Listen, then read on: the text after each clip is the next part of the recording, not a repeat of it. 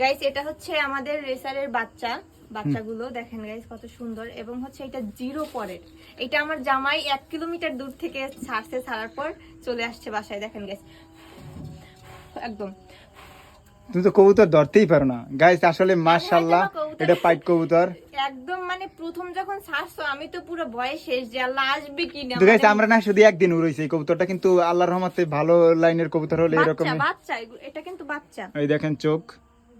আল্লাহর রহমতে আজকে আমরা এই কবুতরটা 1 কিলো দূরে ছাড়ছি, কিন্তু আইসে পড়ছে, কিন্তু আমরা কল্পনাও করতে পারিনি যে এটা আসতে পারবে। দেখেন বাচ্চা, তাও মানে কি এটা ভালো ব্রিডের। আচ্ছা তুমি ধরতে পারো না, যাই হোক গাইস, আর এই দোয়া করবেন জানি এইটা দিয়ে ভালো কিছু করতে পারি। এটা ব্যালেন্স অনেক সুন্দর, ব্যালেন্স এরকম দেখে না, ওটা সুন্দর মতো ধরে নিতে হয়।